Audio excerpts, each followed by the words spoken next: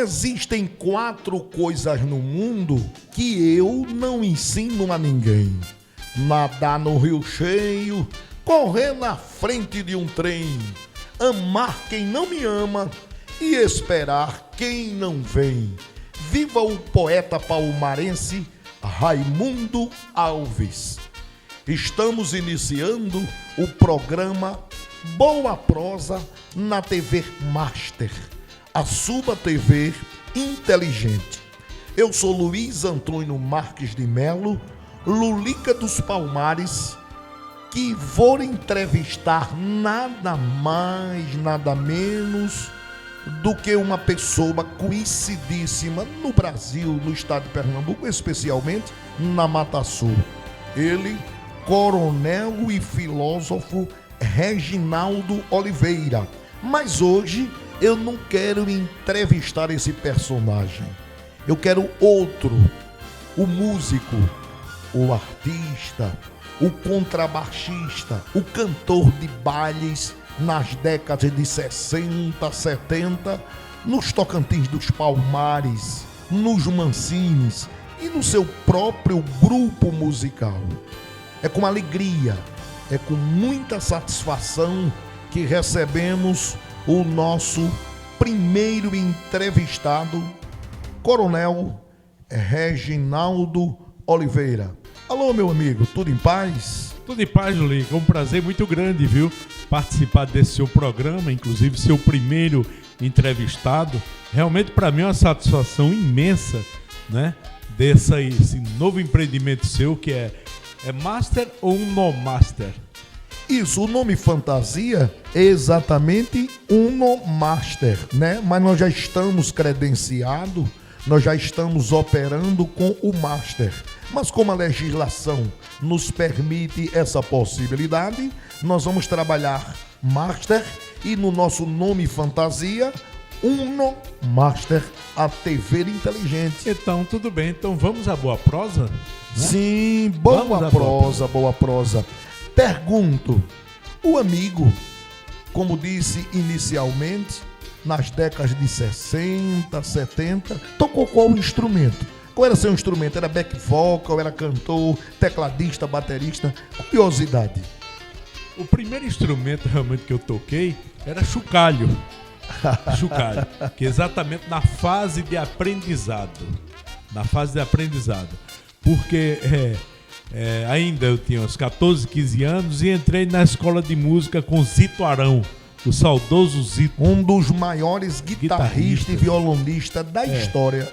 Eu o conheci. Então eu comecei a acompanhar os Mancines, entendeu? Carregando o carro. Os Mancines, para os nossos internautas, é um conjunto famoso formado aqui nessas décadas de 60, 70 em Palmares. Exatamente. A sua origem. Foi iniciado com Mancinho, né? Românticos do Una. Quem é Mancinho? Mancinho hoje é um grande músico. Ele está em Brasília, foi regente lá da Sinfônica de Brasília, né? Mas antes ele era da banda de música aqui 15 de novembro, depois fez concurso para a Polícia Militar de Pernambuco, para músico, para banda de música, depois para a Força Aérea Brasileira, músico também na banda da Força Aérea, foi para Brasília e de lá depois ele se aposentou e foi para a Sinfônica de Brasília. Eu perguntei justamente porque o nosso internauta quer saber quem é Mancinho, mas é o maestro Manuel Carvalho. Um dos maiores clarinetistas, flautista, regente, banda de baile. É um orgulho, é um patrimônio vivo da cultura dos Palmares. E você, né, tocou na época dele ainda? Alcançou o Mancinho na banda, não? Eu não o alcancei. Posteriormente, antes de mim, Ivan Melo, né? O meu irmão, que é saxofonista, também oriundo da Polícia Militar como músico. E tocou nos Tocantins, tocou exatamente nos Mancines. E eu fiz esse caminho praticamente conjuntamente com meu irmão, que me iniciou e me introduziu na música. Mas, Regi, pergunto eu, naquele período, Palmares, a região da Mata Sul, né? Enfim, o estado de Pernambuco, dava para viver de música, operador de cultura, de outras linguagens, ou era impossível? Nós tínhamos, enfim, uma vida cultural mais ativa. Nós tínhamos as noitadas, nós tínhamos vamos dizer assim, mercado de trabalho. Sim, mas antes eu quero terminar, porque senão o pessoal vai pensar que eu era chocalhista, né? Chocalhista. Sim, você não respondeu. Eu já estava considerando mesmo que você tinha sido promovido para tocar triângulo depois do chocalho. Também. Até que aprendi contrabaixo, observando o grande músico Leônidas, né? Leônidas dos e maiores. A partir daí, quando Leônidas foi para o Recife, eu assumi contrabaixo nos Mancinos e a partir daí tivemos uma trajetória como música do contrabaixo. Agora, naquela época, realmente, na década de 60, 70, a gente tinha uma região muito pujante, uma região onde circulava muito dinheiro por conta da cana-de-açúcar, e aí, na questão da arte, nós tínhamos teatros funcionando, nós tínhamos clubes funcionando, e com certeza, olha, só Palmares, nós tínhamos duas grandes orquestras, que eram Mancines e Tocantins. Além de foram surgindo outros pequenos conjuntos depois, tal, mas a gente sabe que existiam músicos que viviam profissionalmente, entendeu, da música, porque semanalmente existiam eventos na região. Regi, permita-me, Regi, que aqui nem é o coronel, nem é o filósofo, é o músico, é o companheiro, né? Eu me recordo que a usina Santa Terezinha tinha exatamente uma grande orquestra de baile. A usina Catende tinha a sua orquestra também. A usina de Ribeirão e assim por diante. E eu queria dizer empregado porque Edson Rodrigues, o maestro Edson Rodrigues aí do Recife, da capital do estado de Pernambuco, um dos maiores arranjadores deste país, coincidentemente, já foi empregado músico da orquestra da usina Santa Terezinha. Você sabia disso ou não? Sabe por quê? Veja só porque eu sei. Porque antes do surgimento dos conjuntos, utilizando material eletrônico, guitarra, contrabaixo, eletrônico, depois futuramente o teclado, nós tínhamos as bandas de música que tinham a jazz. Então cada banda de música de uma localidade tinha a sua jazz que tocava os bailes. Entendeu? Tocava os bailes. Se você vai verificar aqui, no caso Palmares, na região, Caruaru, por exemplo, que eu pesquisei bem Caruaru, nós tínhamos jazz desde 1800, basicamente 1880, 1890, que era a banda comercial, e a Nova Euterpe. A Nova Euterpe tem mais de 100 anos em Caruaru. Você sabia que o poeta Petrúcio Amorim tocava trompa, chamada aquelas trompas cachorrinho, e depois ele foi promovido a trompetista justamente na Nova Euterpe, e o regente e o maestro dele foi Caruá? Isso é história, sabia ou não? Não, que Petrúcio Amorim era músico da Nova Euterpe, não sabia não. Eu só sabia que ela tinha uma jazz no passado muito, muito boa, que tocava em toda a região, inclusive os músicos viajavam de trem, de um lugar para outro, né? De fazer bailes em Arco Verde, fazer bailes em Salgueiro. Eu vi lá na história, entendeu? No Vanguarda.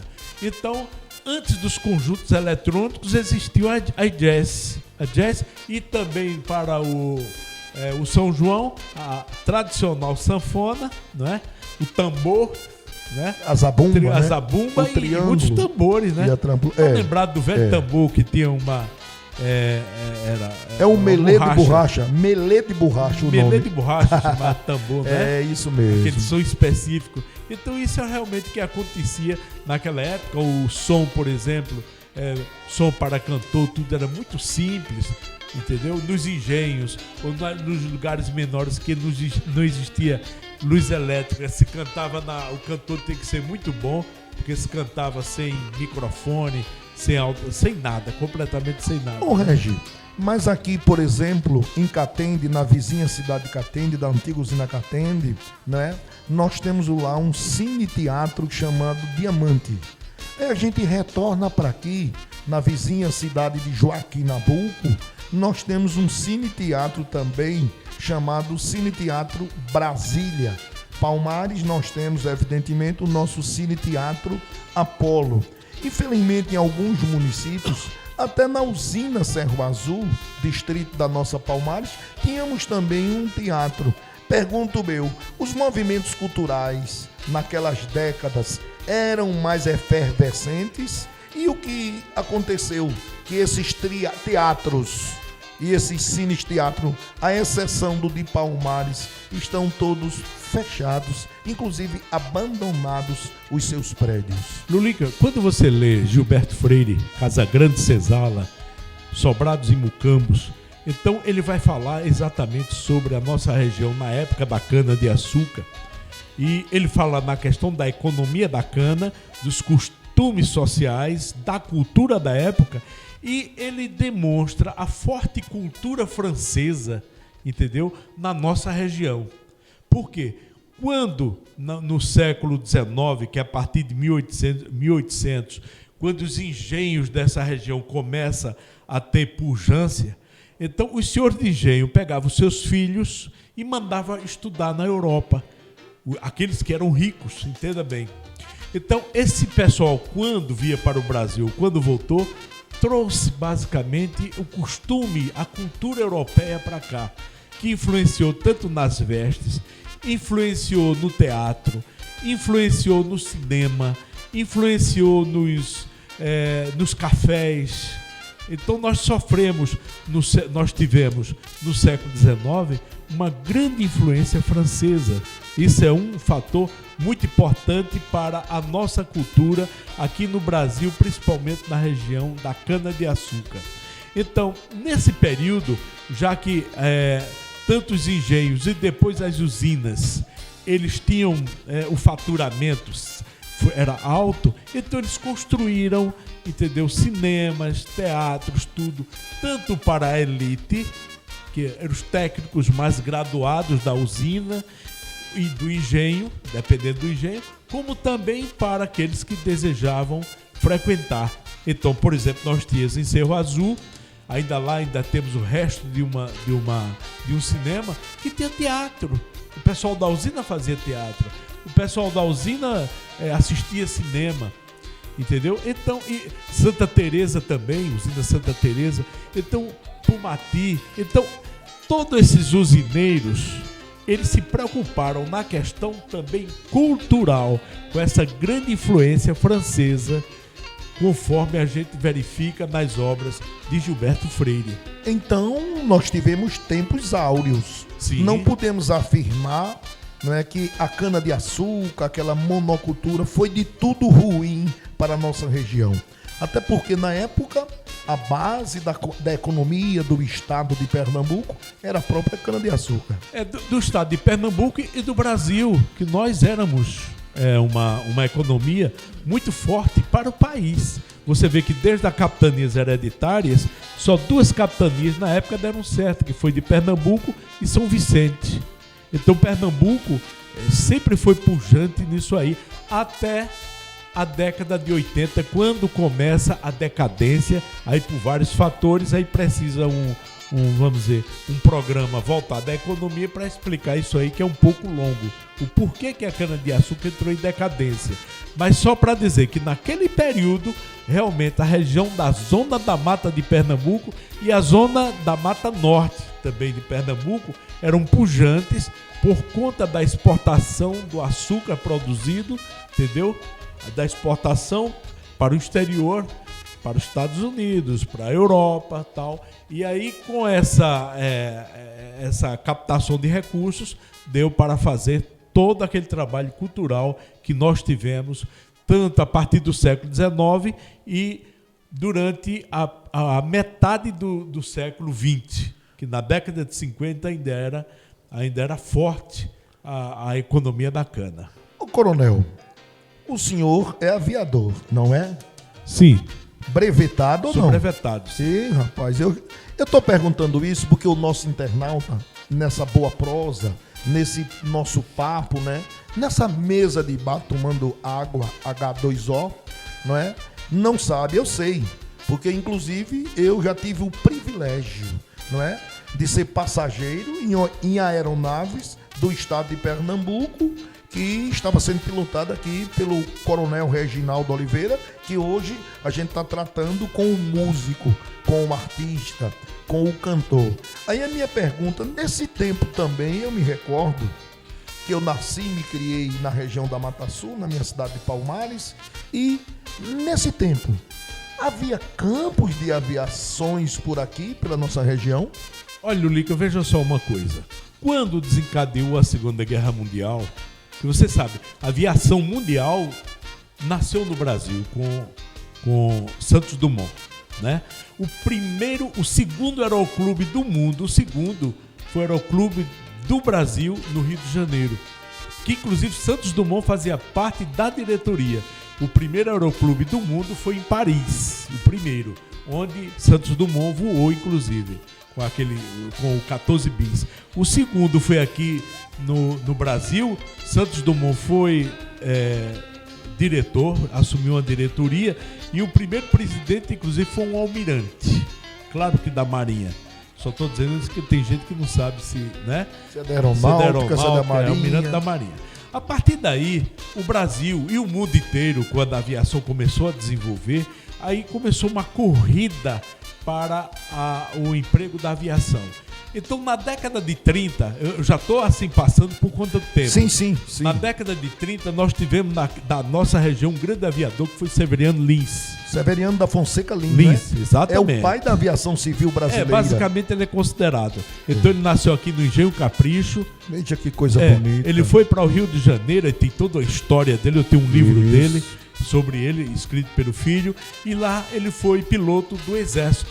Eu tive o privilégio, quando o legislador aqui nesta Câmara de Vereadores, Manuel Gomes da Cunha, não é? Logicamente por solicitação, por orientação do próprio Coronel Reginaldo, nós prestamos uma homenagem, né? A este comandante palmarense. Isso. Inclusive, quem vem receber essa homenagem aqui, esse título de cidadania, que ele já era cidadão, mas foi um honra, um mérito, foi o filho dele, salvo engano, Fernando Fonseca. Fernando Lins, que também era aviador? Era também piloto, sim. Era piloto. Aí veja só, aí Severiano foi o marco, Severiano Lins foi o marco para a aviação brasileira, foi o primeiro piloto comercial brasileiro, mas já depois do desencadeamento da Segunda Guerra Mundial, Getúlio Vargas achou por bem melhorar, aumentar a quantidade de aeroclubes no Brasil para a formação de pilotos. Isso teve um reforço muito grande de Assis Chateaubriand. Foi um grande. Beleza. Eles fundaram mais de 500 aeroclubes na época com Assis Chateaubriand. Também é uma história muito bonita. E nós tínhamos aqui, por exemplo, nós tínhamos aeroclube só aqui no interior de Pernambuco. Sim, eu tô curioso com isso. Catende tem aeroclube? Tinha. Palmares Nunca teve.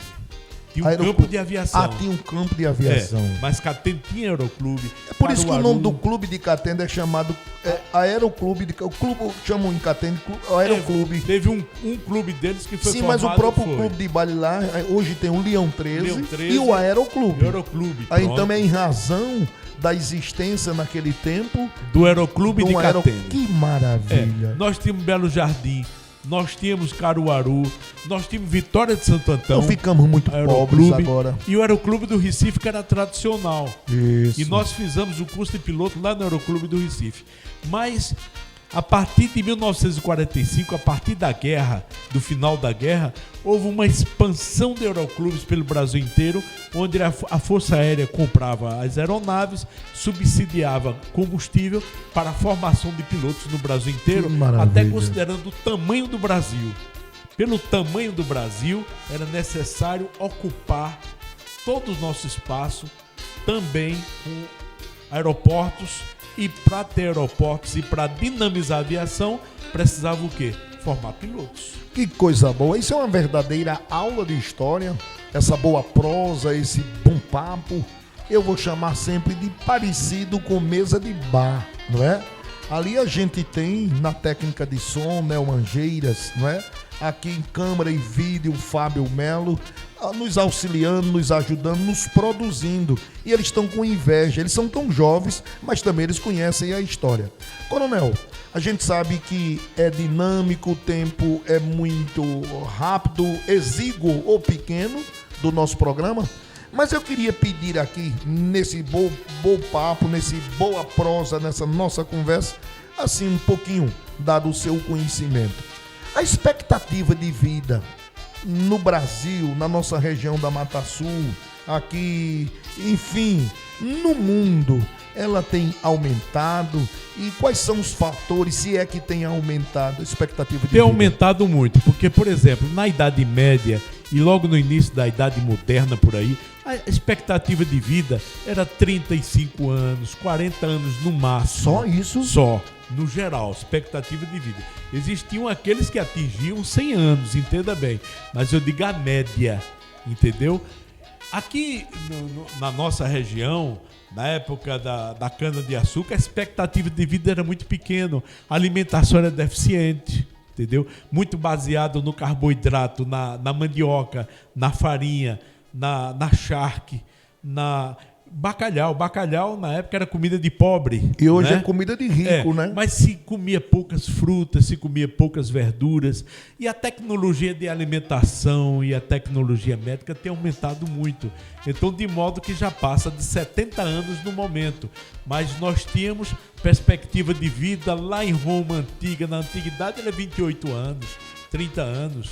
E outra coisa, veja só como as coisas mudam. Na nossa região, aqui no século XIX, 1800 e pouco, entendeu? Na nossa região, era uma mulher para casar, por exemplo, ela estava pronta para o casamento com 15, 16 anos. Quando ela chegava a 18 anos não casava, então a coisa ficava difícil para ela. Quando chegava a 20 já era considerada do caritó.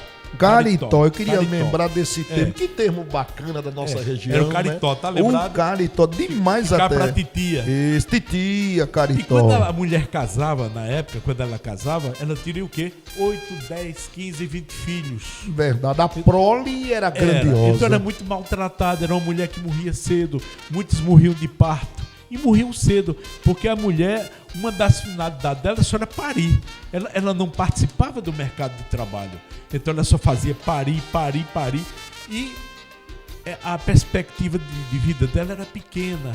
As mocinhas da época do século XIX e também as mulheres não tomavam banho de sol, que a gente hoje verifica que a vitamina D3 é essencial para o sistema imunológico, para a nossa vida.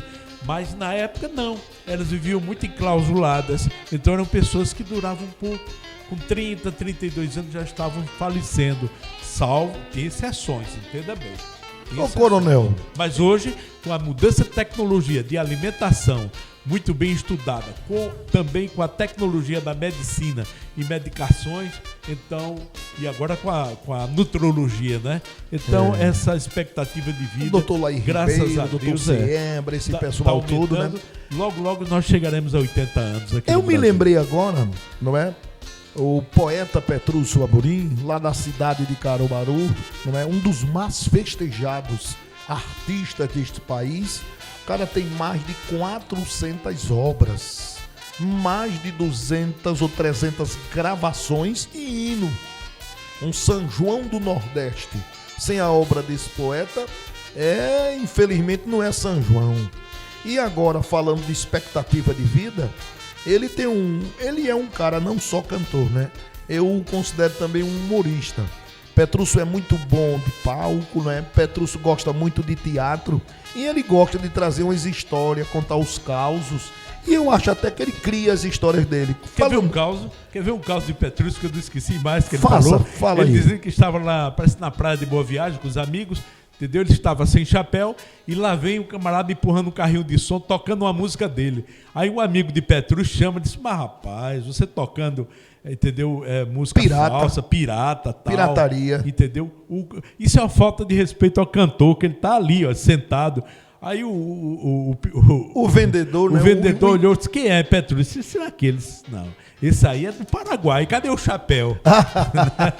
quer dizer que pirata era o artista. Era o artista, e não era o que era pirata. Tava sem o chapéu. Então ele tem por hábito contar essas coisas nos teatros. Então quando a gente falou de expectativa de vida, né?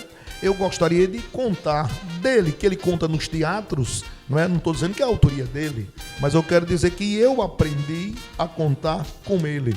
Ele disse que na nossa região, aqui da Mata Sul em especial, havia o censo, né? Como ainda hoje existe, né? Um instituto que a gente chama de Geografia e Estatística, né? Como é chamado? IBGE, Instituto Brasileiro de Geografia e Estatística. Não é? E ele vem exatamente nas cidades, nos bairros, dentro da zona rural, evidentemente levantando a população, etc., coisa e tal. E ele conta que chegou, eu não sei se foi aqui nessa cidade de Palmares, ou foi na dele, de Caruaru, ou numa região dessas. Chegou o agente do IBGE e bateu naquela casa, né? Ou de casa. Aí disse que saiu com muita dificuldade um senhor. Aí quando chegou esse senhor, disse boa tarde, ele disse boa tarde, nós somos do IBGE. Aí ele disse, como é seu nome? Ele disse, é seu João. Aí disse, seu João, quantos anos o senhor tem? Aí seu João respondeu, Regi, 96 anos. Ele disse, 96 anos? E o cara lá anotando, ele disse, sim. O senhor mora aqui nessa casa sozinho? Ele disse, não, eu moro com mamãe e papai. Aí o cara disse, mamãe e papai, onde é que tá mamãe e papai? Ele disse, mamãe e papai acabaram de sair para visitar a casa de vovó. Quantos anos tem? Repetindo, 96 tem um camarada, papai e mamãe, deveria ter uns 200, e daí por diante, vovó. Essas são as histórias do poeta Petrúcio Amorim, né? Por isso que a gente diz, a expectativa de vida tem aumentado muito. Tem aumentado e vai aumentar muito, ainda mais, graças a Deus, apesar de a gente estar enfrentando essa grande pandemia, mas isso, felizmente, vai acabar. E vamos ter um aumento de perspectiva de vida porque as pessoas estão conscientes para uma melhor alimentação, para exercício físico, entendeu? E para uma melhoria de vida como um todo. Coronel, estamos chegando ao fim do nosso primeiro programa Boa Prosa. E eu gostaria, né, que o senhor utilizasse esse pequeno espaço para suas considerações finais. Eu quero deixar como considerações finais, primeiramente, agradecer ao amigo Lulica, entendeu? Por esse empreendimento dele, que está iniciando agora esse programa, entendeu? E informar a você que está nos assistindo que vamos sempre viver positivamente, ter fé em Deus, muita esperança, trabalhar bastante, determine o seu objetivo de vida e vamos lá. Porque com Deus em nossa frente, a gente atinge as nossas metas e a gente busca e atinge também a felicidade. Eita, boa prosa! Amigos, eu quero agradecer a audiência e dizer que a TV Master, ela veio para ficar. É uma TV inteligente e nós vamos produzir muitos e muitos programas de qualidade. Quero renovar o convite para estarem conosco. Compartilhe, se inscrevam no nosso canal, fala com o vizinho, fala com um amigo e vamos exatamente utilizar esse espaço de comunicação para a gente estreitar o relacionamento e melhorar a qualidade de vida, o entretenimento, enfim, de todo mundo. Esse é o objetivo da nossa TV Master. Muito obrigado pela atenção e até o próximo programa. Valeu!